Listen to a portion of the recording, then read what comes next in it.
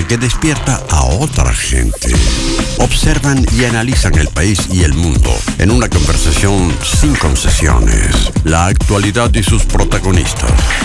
Aquí todo parte desde cero.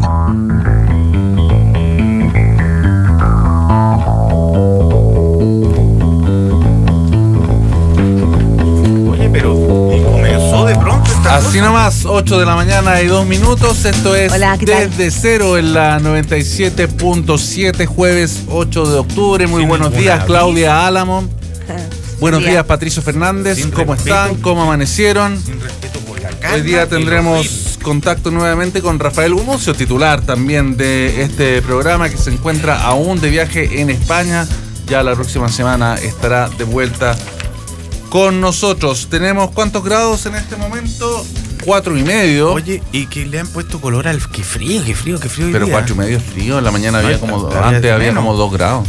No sé, yo encuentro que hay otras veces que hace más frío y aquí y las noticias dicen que no es tanto el frío. No todos tienen las necesidades básicas resueltas como tú, Pato. No, te estoy diciendo que hay otros días... ¿Tú qué dices? ¿Que hace frío? Que no entiendo la discusión. No me gusta que hoy día el araquén tanto con el frío, porque yo hay otros días que he sentido más frío. Otros días de la semana incluso, ¿ah? Y el mundo impávido. Y la gente no dice nada y nadie lo acompaña a uno en esta sensación de frío. Y hoy día festejamos a Nuestra Señora de Begoña. Nuestra Señora de Begoña, pero Nuestra Señora de Begoña es una imagen de la Virgen.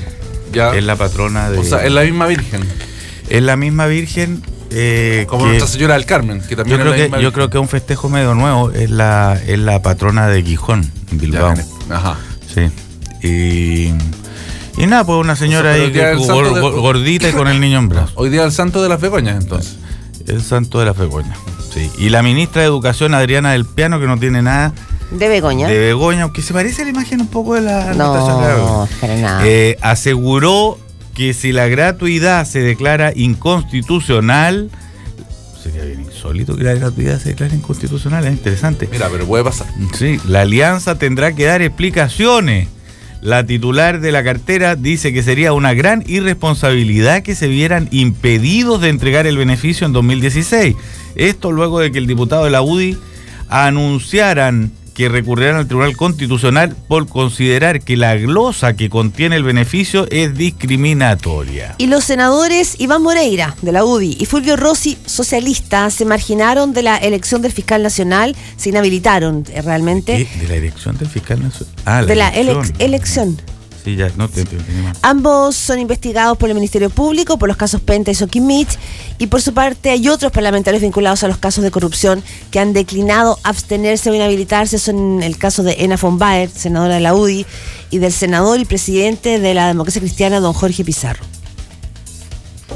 Por el caso Corpesca, el senador Jaime Orpiz declaró ante el fiscal nacional Sabachaguán. El parlamentario de la UDI no apeló a su derecho a guardar silencio y entregó detalles respecto de los pagos que a petición suya realizó la pesquera a algunos de sus asesores. La reservada diligencia estuvo a cargo del fiscal nacional y de la persecutora adjunta del caso Jimena Chong. Los funcionarios de Gendarmería lograron llegar a un acuerdo con el Ministerio de Justicia y depusieron el paro de actividades. Las asociaciones gremiales cerraron la negociación con el Ministerio liderado por Javier Blanco. Además, la institución se comprometió a enviar a la Contraloría el escalafón de ascenso de oficiales y suboficiales. Javiera Blanco, se nos fue la A final ahí de los titulares. Ay, de Javiera Blanco. Javiera Blanco. Diputados presentaron un proyecto para eliminar la semana de trabajo en sus distritos. Esta iniciativa es encabezada por Pepe Out y cuenta con el apoyo transversal de los otros legisladores. La idea es suprimir esta semana en que no hay sesiones y fijar los jueves y viernes para el despliegue en sus respectivas regiones. ¿A qué se debe esto? A que actualmente ni la Constitución ni los reglamentos de la Cámara y el Senado regulan con exactitud este ámbito de la labor parlamentaria. Las farmacias podrán vender medicamentos elaborados con marihuana. El Ministerio de Salud anunció que emitirá un decreto para que los medicamentos que posean componentes de esta sustancia puedan ser adquiridos con receta retenida en las farmacias. Hasta hoy el único fármaco aprobado es un spray sublingual empleado para reducir los síntomas de cánceres y epilepsias. Oye, me pregunto por qué no ha aprendido y los otros medios no dan una noticia que el Clínica ha desarrollado durante varias semanas, que son los robos del ejército a las platas del cobre.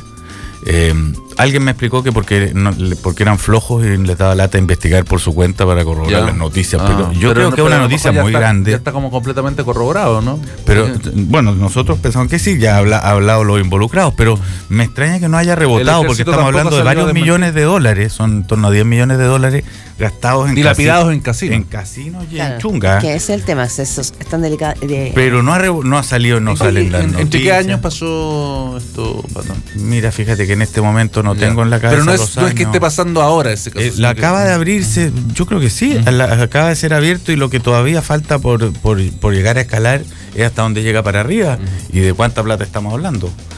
Raro, pero bueno. El Tribunal de Cuentas de Brasil rechazó las finanzas del gobierno de la presidenta Dilma Rousseff.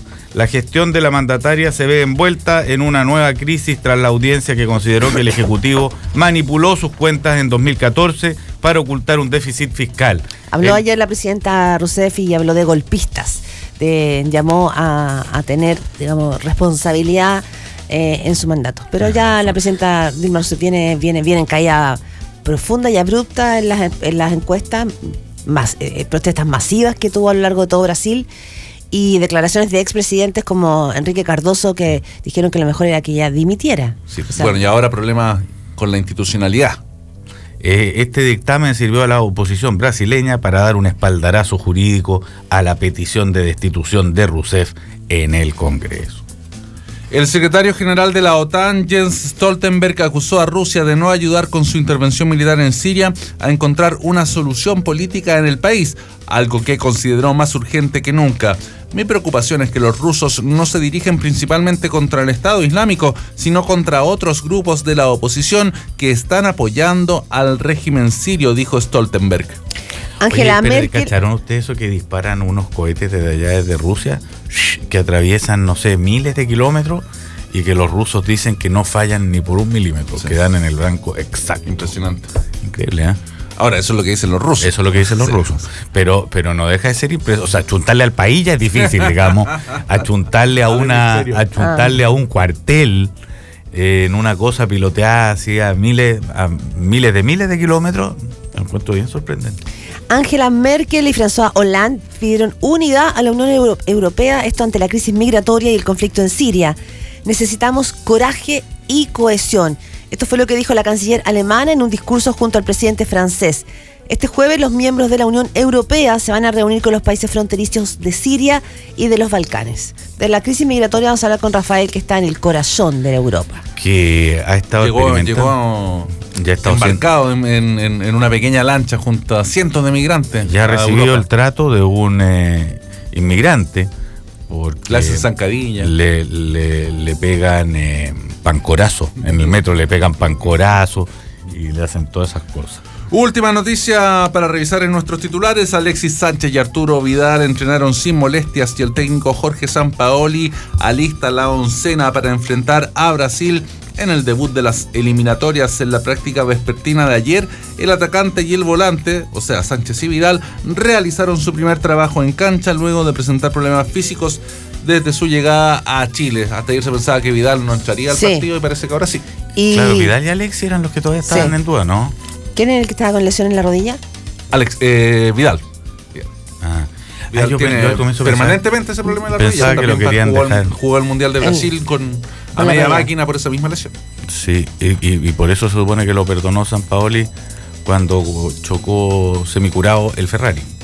Pero la rodilla. Yo encuentro que no estaba curado. Pero es que estaba empinando el codo, si no era un problema de la rodilla, era del codo. Era el codo. Pero por eso demostró ser muy heroico. Yo pensaba que lo querían castigar por sus malos comportamientos en este partido, pero no, nada que ver. Nada que ver. Vamos a hablar con Rodrigo Gómez, con el profesor Rodrigo Gómez de todas estas cosas. De este partido de Chile. Entramos en modo eliminatorias. Oye, ayer teníamos por una parte, comillas, no sé si se puede decir la derrota, pero sí un traspié del ministro Burgos en la nominación del Contralor. Pongo este tema porque las versiones de que en el fondo aquí se estaría creando un cierto enroque en la decisión en la nominación del Contralor, el señor Rajevich, que ha tenido dificultades, digamos, para encontrar apoyo en el Senado. Y la designación del nuevo fiscal nacional, que es quien tiene que reemplazar a Sabachaguán. El nombre que figura con fuerza es el de José Morales. ¿Por qué figura con fuerza? Porque dice que hay un grupo de senadores que están jugando a favor de este nombramiento. Recordemos que la Corte Suprema entregó una quina al gobierno, la presidenta ahora tiene que entregar un nombre a un fiscal y esto tiene que ser sancionado, votado por el Senado de la República. ¿Qué te quiero decir con esto? Que se señala, digo, como rumores de pasillo y también de reuniones que se han ido conociendo. Este es del caso Bomba, José Morales, del caso Bomba en el subcentro. Estoy leyendo acá que también tuvo labor en el caso Cascada. Y se dice que el senador Jorge Pizarro, Andrés Saldívar y Guido Girardi serían como sus grandes promotores y que por lo tanto esto sería en el fondo como una moneda de cambio para aprobar el nombramiento del señor Rajevich, que ayer en la moneda había, por lo menos en algunas personas, confianza de que podría ser aprobada su nominación a partir de la próxima semana y que algunos diputados que se habían negado estarían ya como con su voto comprometido. ¿De la nueva mayoría? Sí. Se hicieron amplias gestiones, por ejemplo, entre Marcelo Díaz y Isabel Allende, venía ayer en el día de la segunda. Sí, exactamente. Sí, pues, no lo van a dejar. Guido Girardi, que era un voto que no estaba, ya está de vuelta. Entonces, atentos ahí. No es del caso Bomba, reconozco ahí el error, no es del caso Bomba José Morales, es del caso Cascada, efectivamente. Y no es el que tuvo más votos de la Corte Suprema, Morales, tuvo solo 7 votos. Toledo y otro candidato lideran con 11 votos las nominaciones de la Suprema, pero eso ya no cuenta nada frente a la presidenta la que elige un nombre de la quina y luego el Senado lo rechaza. Claro, o la lo quina ratifica. es la quina, no es que cada personaje llega con... No hay pole position. Claro, exactamente. Pongo el tema porque esto dejó una posición bastante debilitada al ministro Burgos, no es poca cosa porque es el jefe político del gobierno. Y también, está esta noticia de la inhabilitación. Eso. Se van a abstener de votar. Sí. En la elección del fiscal nacional, Rossi y Moreira están recogiendo, yo diría que un anhelo bastante extendido en la opinión pública de que los senadores que van a ser encargados de ratificar o rechazar al fiscal no tengan conflictos de interés. ¿Qué siento yo? Que yo creo que no sé si es un anhelo que la opinión pública esté como expectante. ¿Ya? Creo que este es más bien una situación política. La primera persona que lo planteó fue Alejandro Navarro, senador del MAS. No, pero opinión pública no necesariamente significa como el sentir mayoritario extendido. Sino sí, pero como que no siento que la ciudadanía esté preocupada de la nominación del fiscal nacional, como percepción. Sí, son cosas muy raras. Sí. Como que yo creo que esto tiene más que ver como con... Pero son relevantes en términos totalmente, de la transparencia y el estándar ético y sobre todo de la conducción de los poderes públicos. Sí, pero evidentemente como la nominación del Contralor, de todo. Solo que no veo como una situación así como expectante. Yo creo que para la gente le dicen, oye, está dándose una pelea por el Contralor y piensan como en la guerra de la galaxia. Sí. Contralord Fader. Sí, totalmente. Lo mismo creo yo del fiscal nacional. O en una cuestión. Lo que es cierto, sí, creo yo, y es como recoger y sintonizar con una sensación ciudadana de que aquí, frente a los casos de dinero política, podrían arreglarse los bigotes. Es una sensación ciudadana que está como dando vuelta, porque muy probablemente lo que va a suceder es que las leyes, no en todos los casos que están siendo investigados, por ejemplo, de senadores, podían ameritar, como formalización. En algunos son casos, no todos tienen formalización, como fue el caso de Openta, por ejemplo. Y eso podría generar una sensación de impunidad, pero que es lo que se viene conversando ya hace rato en el mundo político.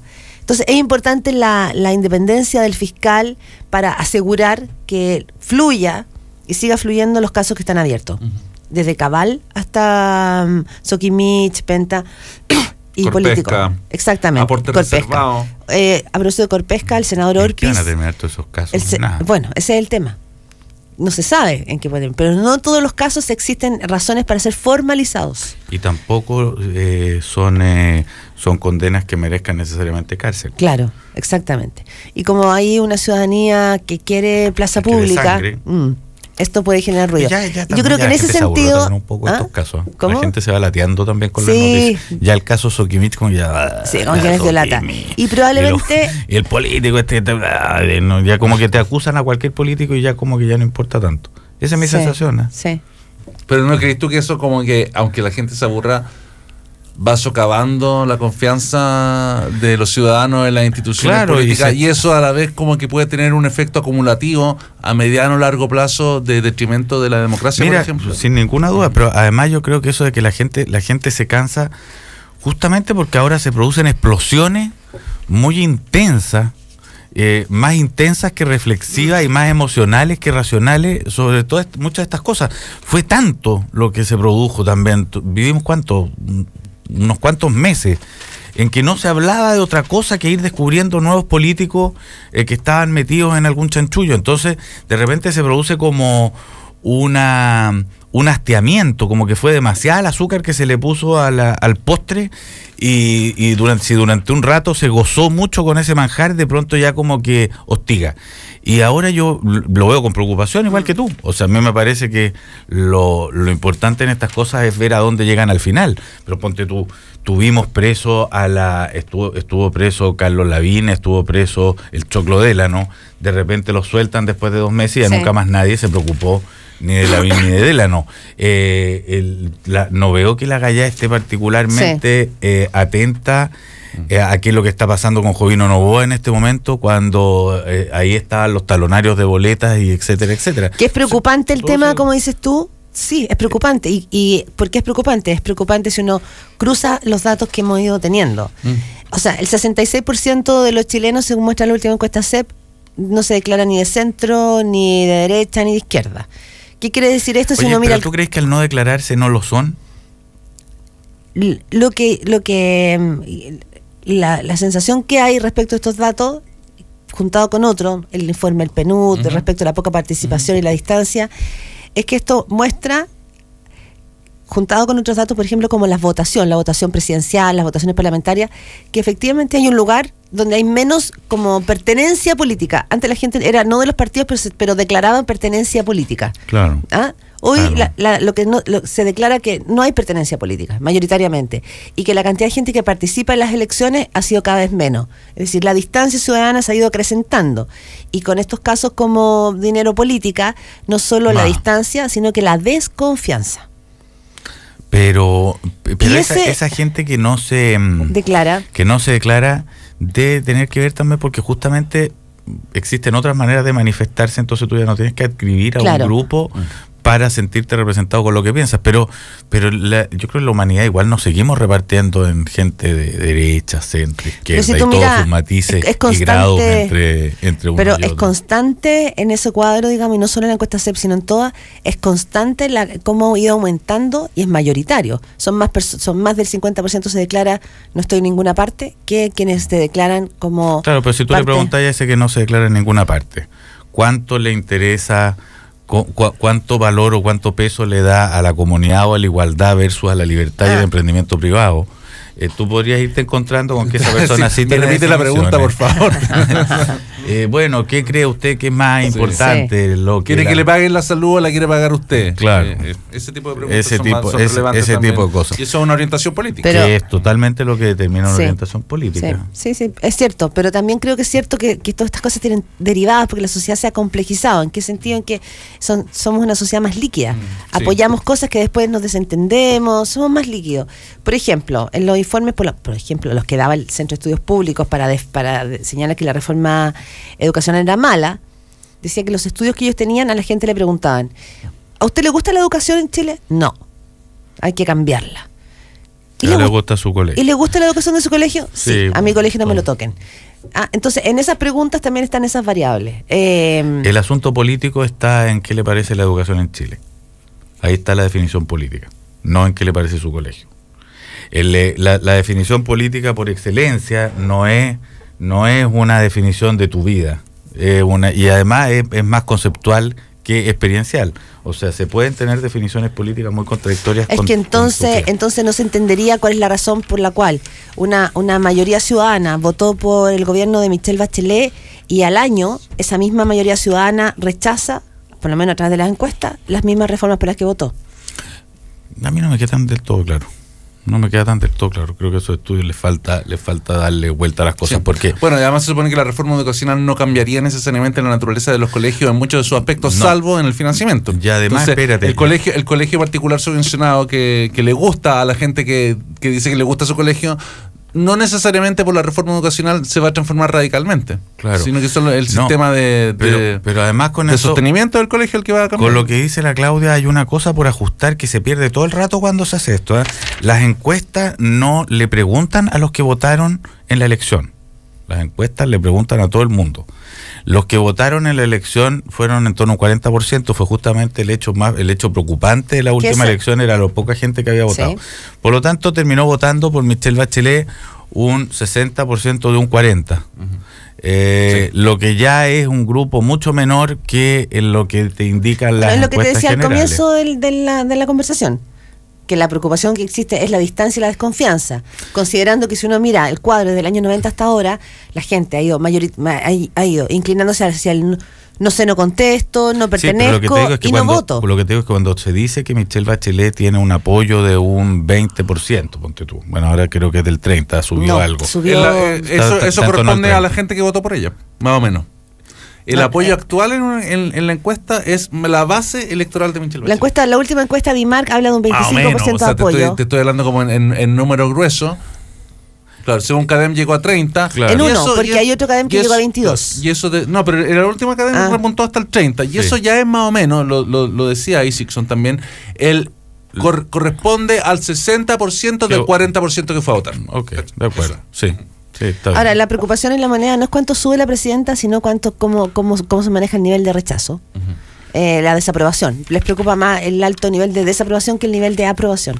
Bueno, esto que estamos hablando tiene un punto en el que es importante para las próximas elecciones, que tiene que ver con que esas encuestas no hablan necesariamente de las votaciones. No hablan del universo electoral. Es el problema de la capacidad predictiva de las encuestas en un escenario con votos voluntarios. Y el amplio mundo de los desagradados puede ser que sea un mundo en el que el día de mañana los políticos digan, sí, pero no me preocupa si esos no votan. Entonces yo le hablo a los viejos, le hablo a los jubilados de mi comuna, que son de verdad los que votan, a los que están votando desde el año 88, el padrón casi no ha mutado, y por lo tanto ese gigantesco desagrado dejémoslo chillar por los bordes de nuestra realidad política. No sé, tal vez una salida es volver a instaurar el voto obligatorio, no sé. Hay un arrepentimiento bastante mayoritario en el mundo político por esa medida. Ojo, hoy la presidenta Michelle Bachelet se reúne en el Centro de Estudios Públicos, comillas... va con el comité político. Y ya hay más de 100 personas confirmadas en este gran encuentro. Si uno mira hacia atrás, son encuentros que en ciertos momentos de la historia política pasaban por restablecer las confianzas, era el gran empresariado reunido con los presidentes. Bueno, Lagos lo hizo varias veces. Lagos convirtió la visita al CEP casi en un rito. Casi en un acto republicano, casi. Sí. Tenemos... Oye, sabemos todos que en Europa se está viviendo una crisis migratoria, y hemos querido escuchar el testimonio de un hombre que ha sufrido eso y que lo está sufriendo en carne propia en estos momentos en España. Rafael, ¿cómo te han tratado? ¿Este es Rafael de España? Rafael de España, obvio. Rafael de España. Sí. También impresioné mucho a la gente aquí porque le sabía el apellido de Rafael de España. Nadie aquí se lo sabe. Se llama Rafael Martos. Ah, ¿no es de España? Rafael de España, le dije Rafael Martos y dijo, pero ¿cómo sabes que se llama así? Se llama Rafael Martos y nació en Linares. Todos quedaron muy impresionados con mi conocimiento de cosas españolas.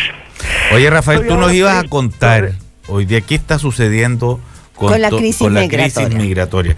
¿Cómo se está viviendo allá? ¿Cuáles son las posturas ante este drama? ¿Hay conciencia viva?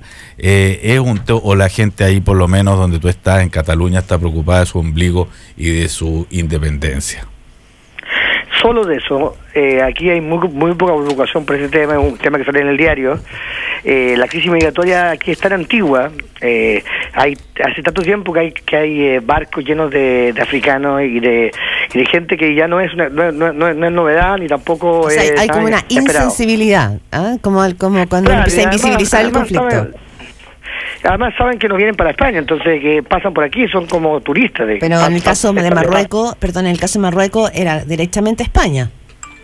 Algunos sí, pero ya ¿quién distingue un marroquí de un catalán sirio. después de 2 años? Claro. Sí, pero sirios no. Lo de Siria tiene muy preocupado a Alemania y Francia. Hicieron ayer aparecieron juntos la Merkel y Hollande en un gesto muy inédito que solo se había hecho con Mitterrand y Helmut Kohl para hablar de la Unión de Europa y para hablar de la unidad de Europa frente a este problema. Fue una aparición muy comentada, donde volvieron a decir, donde repitió Hollande una frase que a mí me parece clave, que es de Mitterrand, que dice: el nacionalismo es la guerra. Evidentemente esto en España, que todos son nacionalistas, resulta como incomprensible. Claro. Pero la idea, el temor que tienen es que los partidos nacionalistas y los partidos racistas ganen las elecciones sucesivas en distintos lugares de Europa gracias a la crisis migratoria, y es eso lo que temen. Y en España mismo ha ido apareciendo también ese flagelo, el flagelo del racismo. No, aquí son tan racistas que incluso detestan a la gente de otras regiones de España.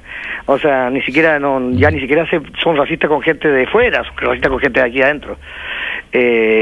No, aquí no ha aparecido esta cosa contra la inmigración, porque la mayor parte de ellos, los inmigrantes que se quedan un rato y se van a Alemania o a Francia o a lugares donde están buscando. Chile es su playa. Sigue siendo fuerte como el resentimiento español con los alemanes todavía, porque cuando estaban en plena crisis era como el monstruo, era como el cuco. ¿Todavía la Merkel es un ser tan despreciado?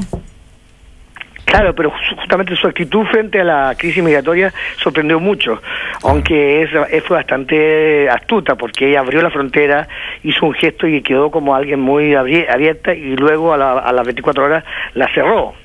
Entonces al final quedó con todo el crédito de haber sido abierta, pero luego ha controlado la crisis y ha cerrado la frontera. Pero su discurso público no ha sido anti-inmigración, sino que pro inmigración, aunque en la práctica ha hecho lo posible para limitarlo y para controlarlo. Tenemos, no tiene que ver tanto con la crisis migratoria, pero seguramente en la prensa española tiene que estar, y es el rol que está jugando el presidente ruso, Putin, porque ya tenemos que la OTAN está advirtiendo que va a desplegar tropas en Turquía. Obama ha estado muy molesto por la manera en que Rusia ha entrado en el conflicto sirio. Esto tiene que ver con migración, digamos, buena parte de la migración tiene que ver con Siria. Eso. Claro. ¿Cómo se ve eso ahí? Digamos, o sea, siempre hemos dicho que Europa está en el corazón del mundo y que nosotros estamos tan lejos y que estamos tan desapegados de esa realidad. El problema es que Rusia dice que está bombardeando al ejército islámico y a los grupos de Al-Qaeda, pero la sospecha de todo es que está bombardeando también a los opositores de Al-Assad. Y es muy difícil de distinguir cuál es cuál. Yo no sé cómo pueden lograr distinguir cuál es cuál. Es decir, quiénes son, porque claro, también la gente de Al-Qaeda y del ejército islámico son opositores de Al-Assad. Y cómo habría que hacerle un test acá opositor a Al-Assad de cuán Al-Qaeda o Estado Islámico es. Sí. Entonces, muy complicado, lo han dividido por zonas. Entonces, le han dejado a Rusia una zona que bombardear, Estados Unidos bombardea otra zona, y cada uno va bombardeando su zona. Mientras tanto, los rusos entran por el espacio aéreo turco como si fuera su casa. Esto los turcos los tienen muy nerviosos, y es muy complicado. Y lo que los rusos quieren decirle un poco a Estados Unidos es: esta es nuestra zona. Aquí mandamos nosotros. Y no solo eso, no es solo un tema de zona, también, digamos, Siria es un enclave estratégico en Medio Oriente, por lo tanto, para Rusia esto es una movida militar casi, o sea, estratégica, tiene que ver con gallitos de fuerza.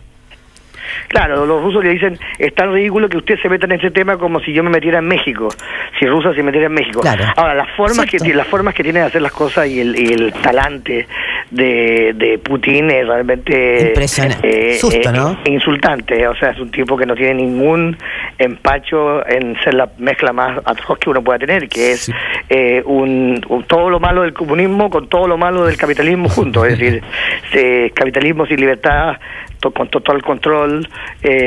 O sea, es la KGB sin la utopía. Sin el centralismo comunista. Oye, ¿con qué? Claro,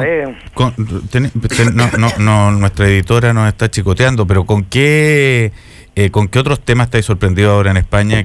Bueno, estoy sorprendido por un tema muy muy doméstico, que yo tenía que tomar el tren hoy en la mañana, y el tren no salió porque unos chicos se pusieron a robar cables de cobre. Ah, igual que acá se robaron los cables. O sea, una cosa que lo más humano sudamericano que yo me ha tocado. Claro, ha bajado tanto su precio. Pero fíjate que pueden ser chilenos, ¿ah? Yo estoy dispuesto a decirle a la gente del tren que yo siendo chileno, les consigo el cobre barato para ¿Qué significa esto, Rafael? ¿Nos estás notificando de qué? De que ha habido un robo de No, pero ¿qué significa? Quiero pensando en otra cosa. ¿Qué significa con respecto de ti? ¿Te quedaste una semana más sin poder salir de España? No, tengo que tomar un avión. Tengo que tomar un avión, Claudia. Tomar un avión, en vez de tomar un tren. Un avión y va a ser muy difícil y muy complicado, pero voy a llegar. Bueno, Rafael, te deseamos mucha suerte. Hay una noticia de la que hemos hablado poco, porque a veces uno cree que estas noticias van en las revistas solo de papel cuché, pero esto también va en las páginas policiales de la prensa española. La hermana del rey va a ir a juicio por corrupción. Este es un escándalo en la Casa Real, en la infanta Cristina. ¿Tú hablaste con Juan Carlos? ¿No has hablado con Felipe tú? Con Iñaki está hablando. Estuve con él el otro día, estuve con el Pipe, sí. Pero se fue a Estrasburgo el Pipe. ¿Ya? Está bien, la Leti está bien flaquita. Oye, que está flaca la Leticia. Le falta unas cazuelas, pero increíble. La Leti no come nada. No, la Leti no está muy triste, sí. No la veo nada bien. ¿Satisfecha dirías tú? Ya, pero deben estar preocupados por la familia. Oye, Julio Iglesias también, otro español, dijo que no iba a cantar nunca más en nada ligado a Donald Trump, como los canales de televisión que no dijo que era un gilipollas. Un gilipollas, sí. Igual Julio Iglesias está cantando poco ya. Pero no, sacó un disco hace poco, pues ahora lo está mostrando. Sí. Oye, ¿y hay sabido? Me cae tan bien a mí Julio Iglesias, es una persona que más me cae bien en el mundo. Es un artista. Es que tan sus declaraciones me encantan, son siempre tan imbéciles y tan genuinas. Oye, como que alguien que es completamente el mismo. ¿Y qué se dice allá de lo de Isabel Presley y Vargas Llosa? Ya estamos pasando por Bueno, todo el mundo habla de esto, es un tema muy es un tema, una maravilla. El cirujano plástico de Isabel dice que ya no puede estirarla más. Mentira. Ya tiene más carne. ¿Pero esto se te ocurrió o lo confesó? No, eso me lo contaron. Después todo el personal no se vaya a rajar. todo el mundo que trabaja para Vargas Llosa se le renunció.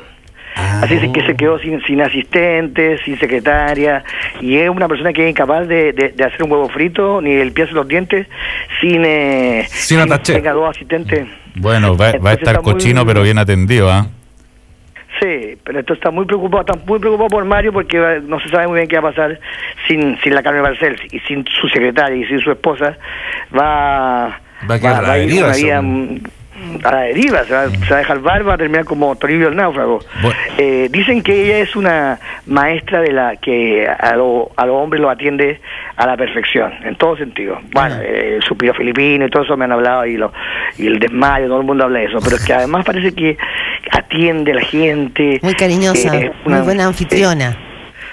Dicen que es descendiente de la mayor dueña de prostíbulo de Filipinas, y que de ahí habría aprendido todas las artes que ella sabe. ¿Y de Elvis? De artes amatorias. Elvis Presley.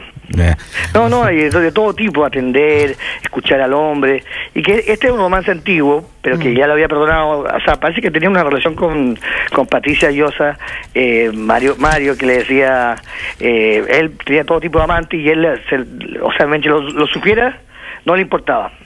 Bueno, Rafael. Y esta vez le dijo, ¿te separas de ella o me pierdes? Le dijo, tienes razón. Y se fue. Con el dolor de nuestra alma, Rafael, te vamos a tener que dejar solo ahí y abandonado a la orilla de un tren sin cables de cobre. O sea que alguien me tiene que repatriar. Bueno, Rafael, te vamos a mandar a llamar, vamos a empezar. Nos vemos pronto, muchas gracias, Rafael. Rescatemos a Rafael, chao. Mándale a Jorge Burgo algún helicóptero que me venga a buscar. Ya, chao. Sí, seguro. 8:35 de la mañana. Cuando realizas un descubrimiento, creces. Posgrados, Universidad Mayor abre su proceso de postulación al doctorado de Ciencias Admisión 2016. Solicita información en umayor.cl/posgrado mayor, todo junto. Algunos van más lejos desafiando sus límites, su propio equilibrio y con ello consiguen lo inalcanzable. Si eso es lo que te mueve, necesitas el partner perfecto. All New Mazda 2. Desafía lo convencional, infórmate y descúbrelo en mazda.cl/drive2be. Si eres de los que ven oportunidades donde otros no las ven, bienvenido a Corbanca. Cuenta con financiamiento, leasing, factoring y comercio exterior. Corbanca, un banco que se mueve contigo. Solo una cosa, estamos un poco pasados. Gustavo Boom, atentos ahí. Hay ya varios Twitter. Giorgio Jackson, mucha gente dice que Gustavo Boom está poniendo letreros en la Araucanía de que quiere ir como candidato por allá. A senador. A senador por la Araucanía. Y están a través de los Twitter haciendo todo, muchas. Lleva un par de días. Habría que testear. Yo lo caupolicanizaría. Corte en Desde Cero y ya volvemos. En Radio Cero, desde cero. Cuando Steve Jobs consiguió entender a los usuarios mejor que ellos mismos, transformó para siempre el concepto de innovación. Cuando te especializas, creces. Posgrados de Universidad Mayor. Más de 150 programas de doctorado, magíster, postítulos y diplomados. Para más información ingresa a umayor.cl/posgrado mayor. Universidad Mayor. Para espíritus emprendedores. En Radio Cero son las 8:38 minutos. Cualquiera puede tomar una foto. Pero si no vas por ella, si no te ensucias las manos, si no te rompes las rodillas y no te arriesgas para capturar ese momento único, este auto no es para ti. All New Mazda 2. Desafía lo convencional. Infórmate y descúbrelo en mazda.cl/drive2be. Mazda. Respalda y garantiza Derco. ¿Cuántas personas habrán pasado por esta esquina y nunca se fijaron en esta casona? Claramente tomé una buena decisión. Fue mi primer local y hoy es la casa matriz de mi empresa. Unos ven una casa, otros ven una oportunidad. En Corbanca te apoyamos para que renueves, mejores o amplíes la capacidad productiva de tu empresa. Leasing, factoring, financiamiento con garantías estatales, cash management. Bienvenido a Corbanca, un banco que se mueve contigo. En Radio Cero, desde cero. 8:38 de la mañana. El tema económico ha estado muy puesto, no solo porque esta semana el ministro de Hacienda hizo un ajuste a las expectativas de crecimiento y varios analistas en Chile incluso fueron un poquito más prudentes del 2,2% que planteó el ministro Valdés, que había bajado, sino que hay otros que dicen que ya es difícil llegar al 2%. Y esto se une además con un informe del Fondo Monetario Internacional y del Banco Mundial que pone a América Latina como uno de los centros del mundo que más golpeados van a estar por la crisis económica y si bien Chile no va a crecer como crecía, tiene un ajuste en eso, aparece un poquitito mejor posicionado que otros países. Tenemos a Jorge Desormeaux en línea, economista, ex consejero del Banco Central, para que nos dé su mirada y sus proyecciones de la economía. Muy buenos días, don Jorge. Buenos días. Hola, ¿cómo está? Oiga, Jorge, ¿en qué consiste esta crisis latinoamericana que se nos viene encima y que ha sido confirmada y todo el tiempo por analistas de todo tipo y comentaristas de todo tipo? Bueno, hay un elemento común a todos los países de América Latina y es el hecho de que son países productores de materias primas.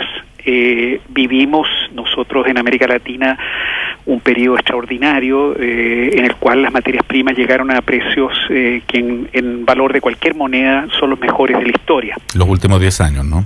Sin duda. Desde el año 2000, 2001 en adelante, la verdad es que ha sido un periodo extraordinario. Algunos países manejaron bien esta situación, ahorraron parte de estos recursos para otros periodos, otros fueron un poquito más imprudentes. Por eso tienen crisis un poquito más serias hoy día. ¿Cuáles fueron los países que ahorraron además de Chile? Yo diría, en el fondo, los países de la Alianza del Pacífico. O sea, estamos hablando de México, cuyo beneficio fue menos importante en todo caso, pero también es el caso, digamos, de Colombia, es el caso de Perú, y es el caso particularmente de Chile, que yo diría que fue el país que fue más serio, digamos, de los tres. ¿En qué consisten cuando el Banco Mundial y el Fondo Monetario ponen a Chile como más confiable y mejor parado en esta crisis? ¿A qué se refieren? ¿Cuáles son los valores que tiene Chile que no tiene el resto de América Latina?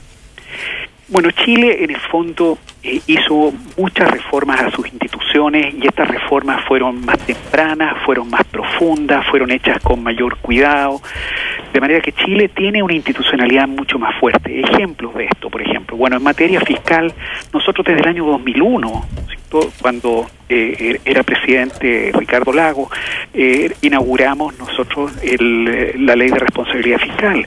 Desde esa época, digamos que nosotros estamos ahorrando los recursos extraordinarios, ¿no es cierto?, que recibe el país. Tenemos un Banco Central independiente, ¿no es cierto?, se van a cumplir más de 20 años ya. Aprendimos una lección muy dura en el año 1998 de que el Banco Central tiene que preocuparse de un objetivo y no de dos. Dejamos de tratar de estabilizar el tipo de cambio después de esa crisis y tenemos un tipo de cambio, el único genuinamente flexible en América Latina. Y así vamos sumando, ¿no es cierto?, institución tras institución, y el país realmente es un país que hoy día, gracias a eso, tiene políticas contracíclicas, o sea, tiene herramientas para hacerle frente al mal tiempo, digamos que muchos otros países no las tienen. Sí. Don Jorge de Sormó, el Fondo Monetario Internacional hizo recorte en las expectativas de crecimiento y una buena parte de esto tiene que ver con China y con la baja del precio del cobre. ¿Se hicieron bien las proyecciones y el presupuesto en Chile, digamos, desde el fines del gobierno de Sebastián Piñera como para prever que esta ola se venía? Mire, la verdad es que yo diría que uno tiene todo el derecho a decir, mire, mis proyecciones son distintas. Sí. Pero la verdad es que yo conozco cómo es el proceso de hacer proyecciones. Estas cosas se empiezan a hacer meses antes. Los resultados finales están listos probablemente un mes antes, digamos, de ser publicados. Y aquí han habido muchos cambios de última hora, de manera que a mí no me parece que sea justo decir, oiga, no me gustó la proyección porque encuentro que está un poquito optimista. La verdad que en el caso de Chile, por ejemplo, sí, el IMASEC de 1,1 de agosto, lo tuvimos recién la semana pasada, sí, o esta semana.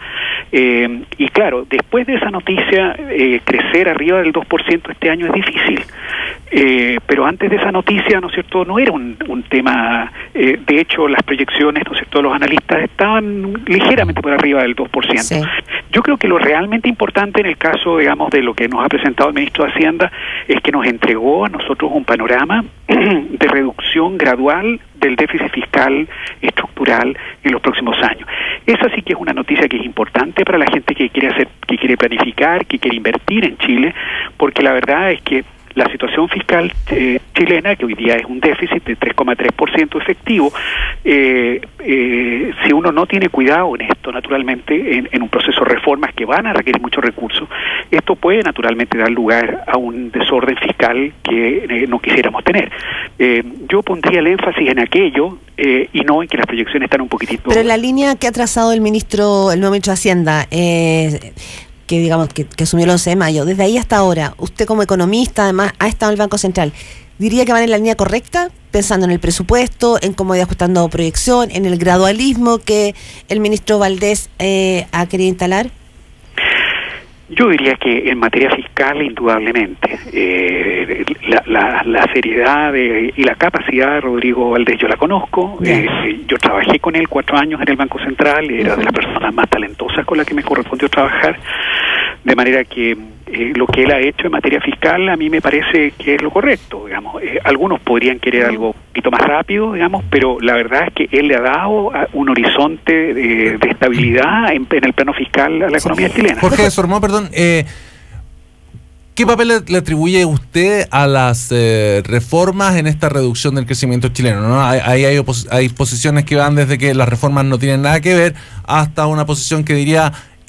las reformas han incidido de forma muy fuerte en esta reducción del crecimiento en nuestro país. Hay una posición intermedia que dice más o menos, las reformas no es que hayan por sí mismas generado esta lentitud del crecimiento chileno, este estancamiento de alguna manera, sino que es la forma en que han sido ejecutadas. Se han cometido errores que han creado incertidumbre y eso ha paralizado la inversión. ¿En qué punto de ese arco se encuentra usted?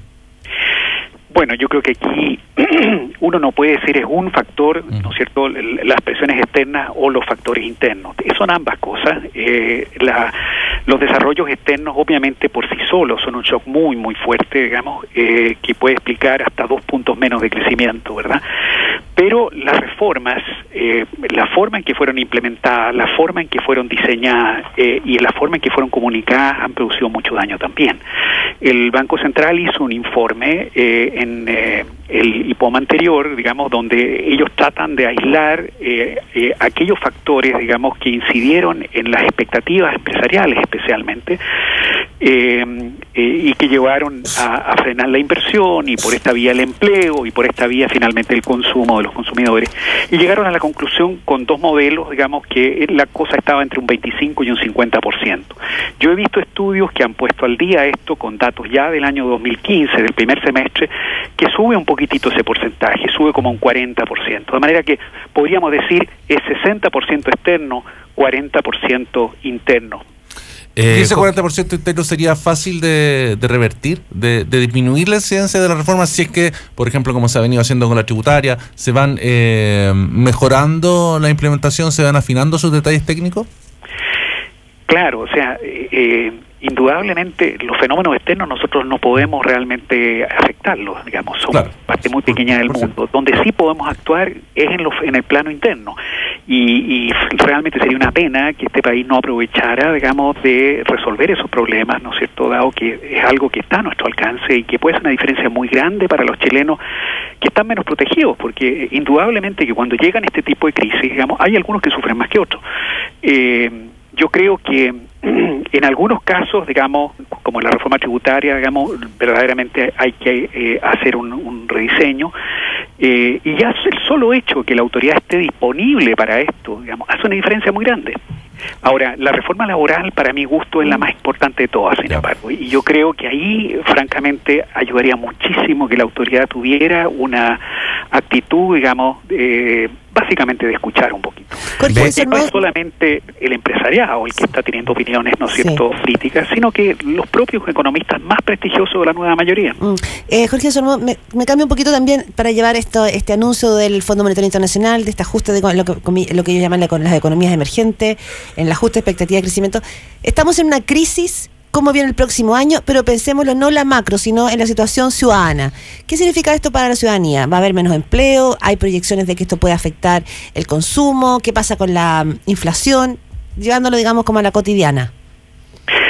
Bueno, el Fondo Monetario, el mensaje que nos está dando es que, dada la desaceleración de China, el mundo emergente va a tener que vivir con precios de commodities más bajos, en el caso de esto un precio del cobre más bajo, y eso significa un apriete del cinturón, ¿verdad? Pero no una crisis. Vamos a crecer menos, ¿no es cierto?, pero no vamos a enfrentar una crisis. Paralelamente nos dice, cuidado, sin embargo, que el riesgo de una crisis ha subido. Hay una probabilidad, digamos, de un 50% de una recesión mundial, que en el fondo ellos lo definen como un crecimiento del 3% o por debajo para la economía mundial. Entonces, estamos en una situación delicada, difícil, pero no una crisis. Son este tipo de datos, porque incluso hay quienes hablan ya de que este fin del ciclo de los commodities podría ser medio bastante más definitivo, o sea, como que ya las materias primas dejan de tener los valores que han tenido. ¿Es esto también una invitación y un aviso para América Latina de ponerse las pilas para cambiar de alguna manera o mejorar sus valores agregados y sus capacidades más allá de las materias primas? Qué duda cabe, o sea, el periodo que nosotros vivimos fue un periodo extraordinario. La verdad es que nos damos cuenta cuando se termina, ¿verdad? Fue bastante largo, fue extraordinario, digamos, pero también produjo efectos nocivos en otros sectores de la economía. Mal acostumbró además, ¿no? Claro, o sea, realmente el tipo de cambio, ¿no es cierto?, estuvo muy abajo, esto dañó muchísimo, ¿no es cierto?, la rentabilidad de los sectores más expuestos a la competencia externa, fue complicado para la agricultura, fue complicado, ¿no es cierto?, para todos los sectores distintos de la minería, incluso para sectores que no están compitiendo con competidores externos, digamos, como el propio comercio, porque las remuneraciones se inflaron muchísimo a raíz, digamos, del empuje de la minería. Ahora, naturalmente, han cambiado las cosas en nuestra economía, que es una economía de mercado.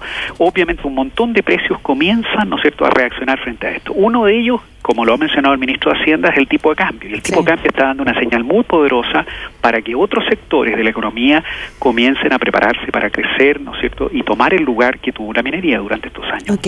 Don Jorge Desormeaux, muchas gracias por este contacto telefónico y entregarnos su mirada sobre la economía. Tema que está como súper puesto. Encantado. Chao. Gracias. Muchas gracias, Jorge, que le vaya muy bien. 8:51 de la mañana de este día jueves 8 de octubre. Oye, le dieron el premio Nobel a la escritora bielorrusa ucraniana Svetlana Alexievich, que es un personaje, no he sido un lector de su obra, pero le conozco el perfil del personaje, que es interesante porque es periodista, y de alguna manera también esto es el reconocimiento a un tipo de literatura que ha venido muy en alza en el mundo en los últimos años, que es de no ficción, que son grandes reportajes del mundo en el que ha estado vinculado Carrer y escritores de América Latina, muchísimos, digamos, en el último tiempo, que son investigaciones de la realidad llevadas, digamos, a una dimensión literaria mayor.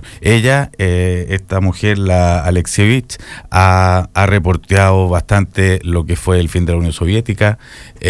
Tiene un libro muy famoso que se llama La guerra no tiene rostro de mujer, donde habla un poco de la época de la perestroika, hace alusión a ciertas realidades soviéticas del entonces, machistas, entre otras cosas, etcétera.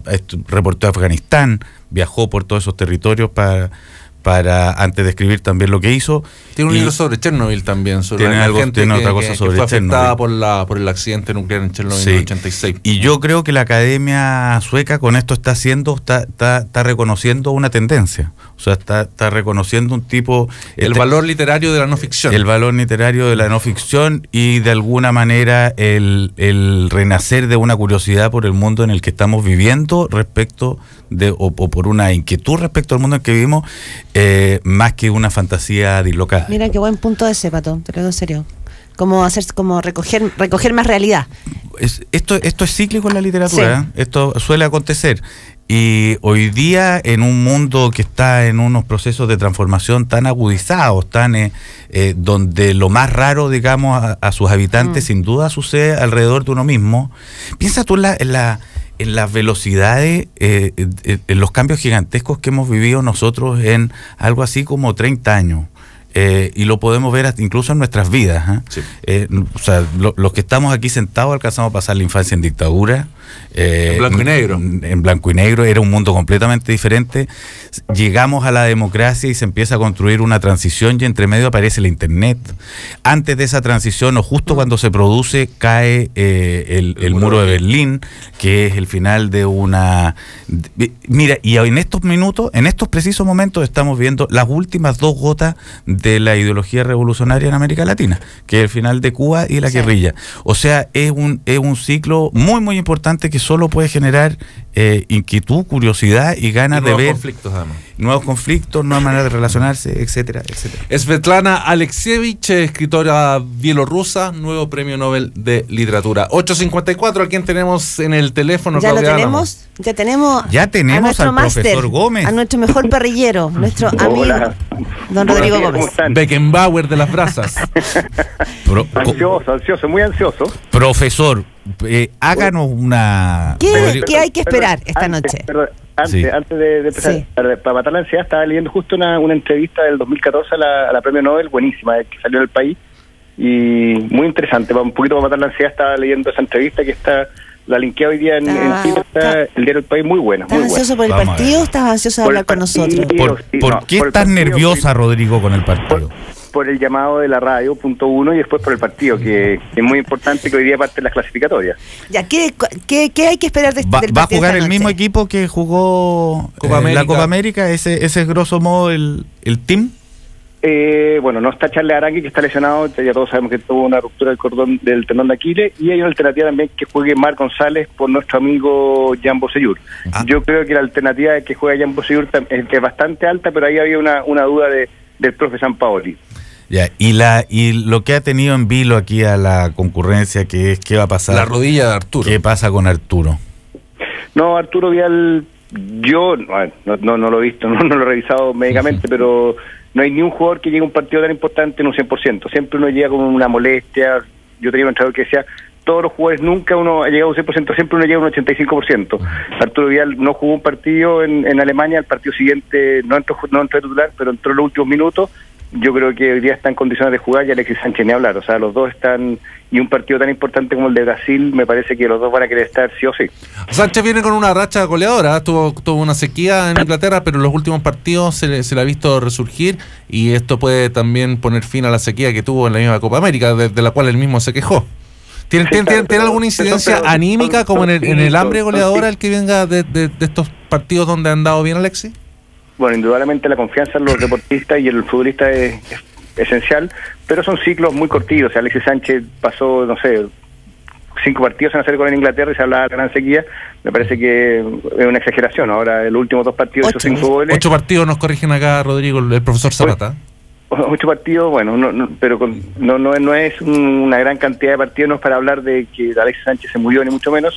Son pequeños ciclos que pasan en la vida y los deportistas, y me parece que Alexis Sánchez sí llega en un gran momento, muy motivado, y nuevamente parece que va a ser el rol fundamental en la parte ofensiva. Oye, sí, creo que la parte defensiva es muy importante en Chile, porque Brasil sigue siendo una potencia. Brasil, si bien no estuvo bien en el Mundial, en la Copa América tampoco tuvo una gran Copa América, pero Brasil tiene una cantidad de jugadores y que están jugando a un gran nivel, que no es un rival para mirarlo menos nunca. Ya, ¿cuál es el momento de la selección brasileña? Ha recibido, déjame agregarte una cosa, muchos golpes del destino, digamos. Una cosa, eso para el Mundial. ¿Cambia respecto de la que vimos en el Mundial y en la Copa América? ¿Viene aquí, hay cambios importantes allá o no?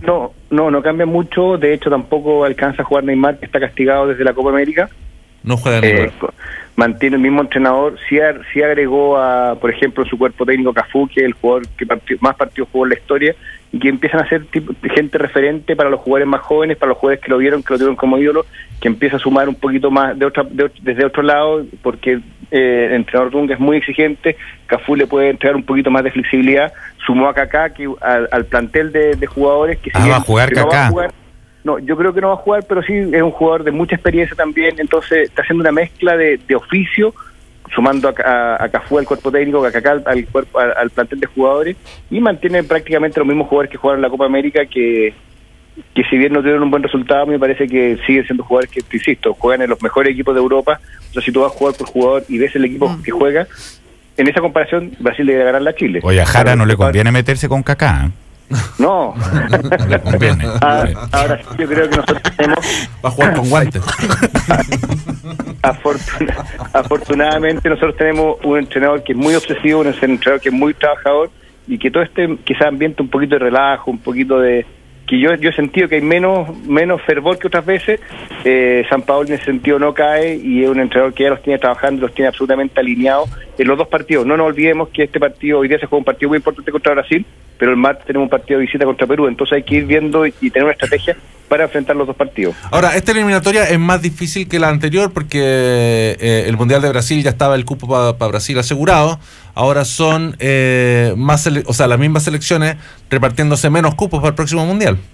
Son más selecciones repartiendo los mismos cupos, porque Brasil juega ahora. Claro. Pero sí, es más complicado. Definitivamente Brasil, cuando uno hace la clasificatoria, uno dice ya, Brasil lo doy por descartado que clasifica, entonces quedan 3 cupos y medio para pelear con Argentina, con Uruguay, con Colombia. Paraguay, con Colombia, Ecuador. Entonces efectivamente las clasificatorias de Sudamérica son lejos las más difíciles, las más competitivas, y bueno, y Chile afortunadamente los últimos los 2 mundiales ha logrado clasificar, y yo insisto que esta generación sigue estando plena, o sea, no hay un problema de edad, no hay un problema, y han ido sumando jugadores más jóvenes, han ido sumando jugadores al plantel, entonces me parece que llegamos bien a las clasificatorias. ¿Cómo ves tú las incorporaciones que hizo Sampaoli más allá de la alineación de Copa América? Me parece que Vilche es un central que está jugando en Brasil que necesitamos ir agregando jugadores en esas posiciones. Bueno, después agregó a 2 jugadores de mucho oficio como Marc González y y al Pajarito Valdés, pero la estructura fundamental siguen siendo los jugadores, los pilares que han sido Bravo, Medel, Vidal, Díaz, Alexis, Valdivia. O sea, él sigue confiando en su equipo, en su columna vertebral, y que me parece que está bien. Sí, al final como todas las cosas en la vida, como en todos los trabajos, uno arma su equipo con gente de confianza, con gente que le ha dado resultados, y en ese sentido Sampaoli, además de darle resultados, me parece que le saca mucho rendimiento a cada uno de los jugadores. Ok, Rodrigo Gómez, muchísimas Oye, gracias. Estamos llegando a tu casa tipo 8, 8:15, por ahí. ¿Tienes un pronóstico? Chuta, siempre optimista, siempre me parece que Chile debe ser de los equipos más difíciles que hay que jugar o sea, Chile de local hace sentir su localidad muy grande. Yo creo que hoy día le ganamos a Brasil. Y Chile ya no va a salir a jugarle a Brasil a Chunchao. ¿Tú crees que va a salir a jugar con personalidad? Eso se acabó con Bielsa. Bielsa nos cambió la mentalidad de que se le podía ganar a cualquiera, y efectivamente hemos demostrado que le podemos ganar a cualquiera, y con San Paoli ni hablar. San Paoli un poco es la continuidad de esa mentalidad y se agradece mucho. Oye, y ojalá metan a nuestro amigo Llana. Sí, pues. Queremos ver al lo mejor para Llano hoy día en el partido. Listo, chao Rodrigo. Chao Rodrigo Gómez. Muy bien. Muchas gracias. 901. Y un saludo a nuestro amigo Seyur, hoy que tenemos partido. Y a toda la selección más también. que un toda la saludo. selección, pero nosotros hablamos con nuestros amigos sí, principalmente. Exactamente. Chao. Que tengan buen día. Chao. Chao, chao.